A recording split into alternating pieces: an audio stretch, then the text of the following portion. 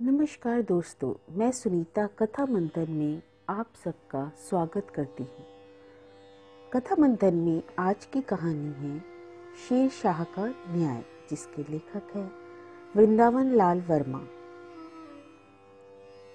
वह नहा रही थी। ऋतु न गर्मी की न सर्दी की, इसलिए अपने आंगन में निश्चिंतता के साथ नहा रही थी। छोटे से घर की छोटी सी पौर के किवाड़ भीतर से बंद किए हुए थे। घर की दीवारें ऊंची नहीं थी। घर में कोई था नहीं, इसलिए वह मजे के साथ नहा रही थी। सुंदरी थी, युवती, गोरी नारी, पानी के साथ हंसते मुस्कुराते आमोद मग्न थी। पठान बादशाह शेरशाह सूरी का शहजादा इस्लाम शाह झूमते हुए हाथी पर सवार उसी घर के सामने वाली सड़क से चला आ रहा था।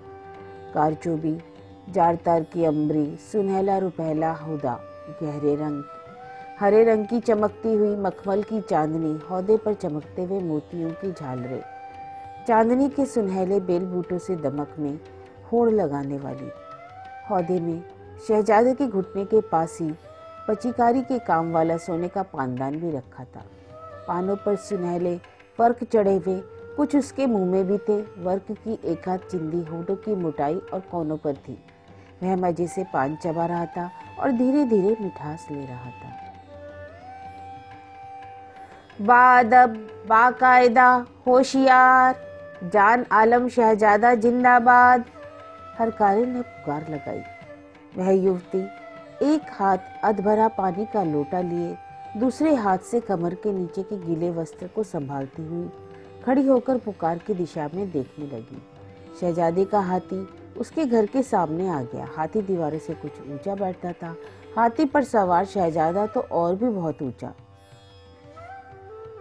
शहजादे ने युवती को देखा। जान पड़ा जैसे कमल के पुष्प पर से मेंह की बूंद ढलक रही हो।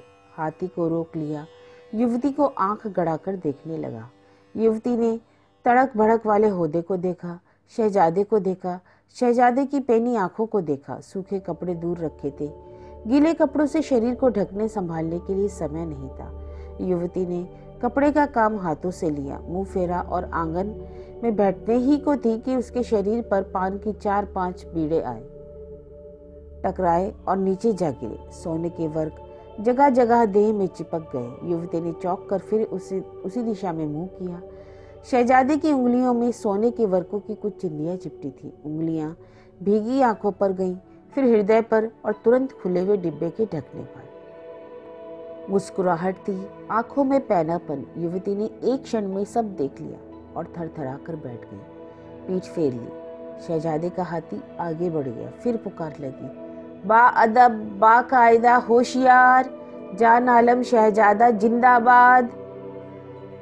कुछ क्षण उपरांत युवती ने डरी हुई छिपी हुई आंखों से दरवाजे की तरफ देखा। बंद था। ऊपर की ओर देखा, वहां ना हाथी का हौदा था और ना ही हाथी सवार शहजादा, परंतु पान के बीड़े आस पास पड़े थे और देह पर सोने के वर्कों की चिंदियां कई जगह चिपकी थी।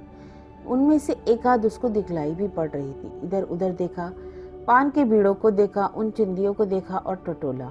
कुछ चिंदियां टूट गई, कुछ जहां की तहां रही। जो चिंदियां उंगलियों पर रह गई उनको धूल से छुटाया। युवती बेग के साथ भीतर से ईंधन लाकर आंगन में जमा करने लगी। ढेर ऊंचा हो गया।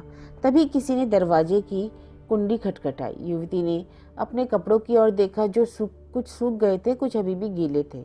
कुंडी फिर खटकी और आवाज आई, अरे खोलो भी, क्या कान बंद कर लिए? उसके पति की आवाज थी। युवती का सूखा चेहरा तमतमा गया। किवाड़ खोलकर फिर आंगन में आई। पति हलवाई की दुकान किए था। कपड़े धुएं से धुंधले, उन पर जगह जगह घी और तेल के चिकट, चेहरा भी धुआंधार। युवक होते भी लगता था जैसे ज्यादा अवस्था का है। पत्नी के काले बाल सूखे गीले बिखरे हुए, धोती अधसूखी। थके स्वर में बोला, अभी तक नहाई नहीं? पत्नी ने पीठ किए हुए कहा, उसके कंधे कुछ नीचे सोने के वर्क का एक टुकड़ा चमक रहा था। हलवाई की दृष्टि गई। पान के कुछ खुले कुछ बंद बीड़े इधर उधर पड़े देखे। उन पर अधटूटे वर्क हिल रहे थे। फिर उसकी आंख आंगन में चुने हुए ईंधन के ढेर पर पहुंची। समझ नहीं आ रहा था। पूछा, यह सब क्या है? ये पान कहाँ से है? तुम्हारे कंधे पर ये काहे की चिंदियां चमक रही हैं?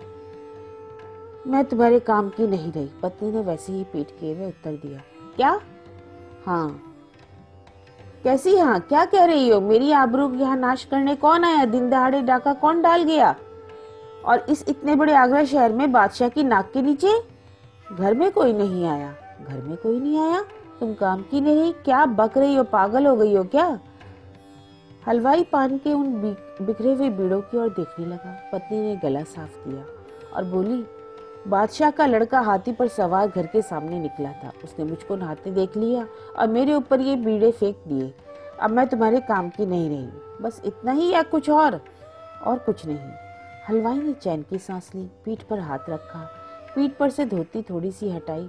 वहां से सोने के वर्क की कुछ चिड़िया और चिपकी थी। हलवाई उनको छुटाने लगा। किंतु मैं अब तुम्हारे काम की नहीं रही, युवती ने हट की। तुम हो तो मूर्ख, हलवाई ने सांत्वना दी। नहाओ और रोटी बनाओ, मुझे भूख लग रही है। नहीं नहीं, अब मैं नहीं जीऊंगी, पत्नी ने दूसरी ओर मुंह फेर कर कहा। उसका चेहरा सूख गया और आंखें लाल थी। हलवाई का ध्यान लकड़ियों के ढेर पर जमा। ईंधन यहाँ क्यों ला धरा है? ईंधन नहीं है, मेरी चिता है, इस पर जलूंगी, अभी अपना दाह संस्कार करूंगी। कोई बात और भी हो तो बताओ, व्यर्थ की बात का बतंगड़ क्यों खड़ा कर रही हो? प्राणों के साथ इस तरह खिलवाड़ करने का इससे तुम्हारा क्या बन जाएगा? तुम क्या जानो? हलवाइन अपना हाथ छुड़ाकर लकड़ियों के ढेर की ओर बढ़ी। मैं तुम्हें यह न करने दूंगा। कौन कहता है कि तुम मेरी नहीं रही? कोई कहे ना कहे, मैं तो कहती हूँ ना, मेरे काम के आड़े मत आओ, हटो। हलवाई उस सुंदर मुख की भयंकर रेखाओं को देखकर सकपका गया। विकट कठिनाई के निवारण के लिए हलवाई घर से बाहर निकला। उसने पड़ोसियों को इकट्ठा किया। पड़ोस की स्त्रियां भीतर दौड़ आईं। हलवाई ने आग परचा ली थी, चिता चुनी जा चुकी थी, उस पर एक लाल कपड़ा बिछाया जा चुका था। पड़ोसन ने हलवाई को पकड़ लिया, परंतु वह अपने हट पर दृढ़ थी। पड़ोसियों ने तय किया कि शेरशाह को अर्जी दे दो। बादशाह की आज्ञा जारी होने की घड़ी तक के लिए शायद हलवाई मान जाए। बला टली सो टली, संभव है थोड़े समय में उसका हट टल जाए। हलवाई अर्जी लेकर शेरशाह के दरवाजे पर पहुंचा। शेरशाह का आरंभिक जीवन तत्कालीन राजनीति के अखाड़े का जीवन था, कुटिल, कपटी और क्रूर। प्रत्येक युग में राजनीति के ये लक्षण तो रहे ही हैं, परंतु शेरशाह न्यायी भी था। वह बादशाह हो गया और वजीर उसके न्याय को जानता था। हलवाई की अर्जी अन्य अर्जियों के साथ वजीर के हाथ में पहुंच गई। वजीर अर्जियां पढ़ पढ़कर बादशाह के सामने रखता जाता था। वह उन पर अपना आदेश चढ़ाता जाता था। वजीर ने हलवाई की अर्जी हाथ में उठाई, पढ़ी और हाथ कांपने लगे। उस अर्जी को फिर किसी घड़ी सुनाने के लिए अलग रखकर दूसरी ओर उठाना चाहता था कि शेरशाह ने टोका, क्या है वह कागज, उसमें क्या है? वजीर का मुंह पीला पड़ गया। गले को साफ कर रहा था, परंतु गला साफ नहीं कर पा रहा था। शेरशाह की उत्सुकता और बढ़ गई। क्या है जी उसमें, क्यों अलग रख दिया? जहांपना, घबरा क्यों रहे हो? क्या आपके खिलाफ कोई शिकायत है? नहीं जहांपना। फिर उसमें ऐसा क्या है जिससे तुम्हारी घिंगी बंद गई? वजीर चुप। बादशाह कड़का, बोलते क्यों नहीं? मुझे दो वह कागज, अगर आपका होश खराब हो गया है तो। जहांपना, दरखास्त शहजादे साहब के खिलाफ है। अच्छा, इसलिए तुम मेरे ऐसे मरे जा रहे हो, इधर पेश करो। वजीर ने हलवाई की अर्जी बादशाह के सामने रख दी और मुरझाई निगाहों से उसकी ओर देखने लगा। हलवाई भी देख रहा था और कांप रहा था।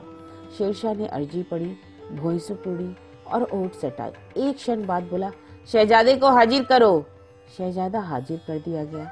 ना मुंह में पान थे, ना होठों पर सुनहरे वर्क की वे चिंदिया। बादशाह ने शहजादे के हाथ में हलवाई की अर्जी दी, पढ़ने का हुक्म दिया। जब वह पढ़ चुका तब उससे पूछा, क्या अर्जी में लिखी हुई शिकायत सच है? शहजादे की रेखाएं बनी बिगड़ी, गले तक कई झूठ आए, परंतु होठों से बाहर न निकल सके। माथे से पसीना टपकने लगा। वह चुप था। शेरशाह ने गरज सी लगाई, बोलो, चुप क्यों हो? क्या हलवाई की अर्जी में दर्ज शिकायत सच है? जी जहांपना। सवाल मत करो, जवाब दो, बात सच है या नहीं? क्या अर्ज करूं जहांपना, जब वह कहती है तो सच ही होगा। फिर बहुत दबी जबान से बोला, कुछ पानी इसकी घरवाली पर जा पड़े तो क्या हो गया? अगर उसको इतना अकड़ा है तो कुछ जुर्माना दे दूंगा। शेरशाह तड़तड़ाया, इसके घरवाली पर जा पड़े, क्या हो गया? जुर्माना दे दूंगा, कमबख्त। क्रोध के मारे शेरशाह की देह हिल रही थी। भरे दरबार में सन्नाटा छा गया। कुछ क्षण उपरांत शेरशाह ने आदेश दिया, शहजादे की बेगम हलवाई के घर के आंगन में नहाने के लिए वैसे ही उघाड़ी बैठेगी।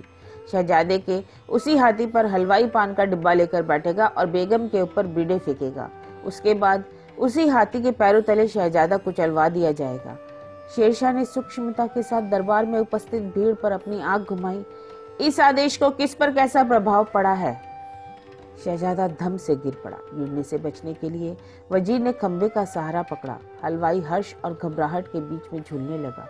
उसके पड़ोसी चाहते थे तुरंत घर भाग जाए। कई दरबारियों के मुंह से हाय हाय निकल पड़ी। एक क्षण के बाद शेरशाह बोला, ले जाओ शहजादे को कैद खाने में। अब दरबारियों ने आरजू मिन्नत के ढेर लगाने आरंभ कर दिए। कोई कोई हलवाई की खुशामद पर पिल पड़े। हलवाई के पड़ोसियों ने भी उसके साथ हाथ जोड़े। हलवाई ने आगे बढ़कर शेरशाह से प्रार्थना की, जहांपनाह, मैं न्याय पा गया, अर्जी वापस लेता हूँ। तुम कौन होते हो जी अर्जी वापस लेने वाले? अत्याचार आपके साथ नहीं हुआ है, आपकी बीवी के साथ हुआ है। हलवाई ने बहुत विनती की। शेरशाह नहीं माना। भीड़ हलवाई के पास पहुंची। जब उसने शेरशाह की आज्ञा का समाचार सुना, पागलपन ना जाने कहाँ चला गया और बोली, मैंने सब पा लिया, न्याय हो गया, पर मैं इस दंड को पसंद नहीं करती। पति ने कहा, अब चिता पर तो न चढ़ोगी? उत्तर मिला, नहीं चढ़ूंगी। उसके कान के पास हलवाई फुसफुसाया, मेरे काम की तो हो ना, वह बात फिर तो न कहोगी कभी देवी जी? बको मत, हलवाइन भी फुसफुसाई। हलवाइन का उत्तर शेरशाह के पास भेज दिया गया, परंतु वह नहीं माना। उसने कहा, जब तक हलवाइन की मर्जी नहीं आएगी तब तक सजा में कोई रियायत नहीं की जाएगी। हलवाइन की मर्जी लेकर हलवाई शेरशाह के सामने पहुंचा। भीड़ भी पहुंची। शेरशाह ने भीड़ के हर्षमगन चेहरों को बारीकी के साथ झांका। शहजादे को कैद खाने से बुलवाया गया। शेरशाह ने अपराधी को मुक्त कराने का आदेश दिया। चूंकि हलवाई ने तुमको माफ कर दिया है, इसलिए तुमको छोड़ता हूँ, फिर कभी कोई ऐसी हरकत करोगे तो ना बच सकोगे। शहजादे के होठों पर कृतज्ञता की मुस्कानें खेल गई। शेरशाह ने चिल्लाकर कहा, लेकिन कुछ सजा तो तुमको दी ही अवश्य जावेगी। शेरशाह ने अपने लड़के का जुर्माना किया, जो हलवाई को दिलवाया गया। शहजादा नतमस्तक था। अंत में शेरशाह ने कहा, हिंदुस्तान में वही राज कायम रह सकता है जो लोगों के साथ न्याय करने में कोई कसर न लगा। तो यह कहानी थी वृंदावन लाल वर्मा द्वारा रचित शेरशाह का न्याय।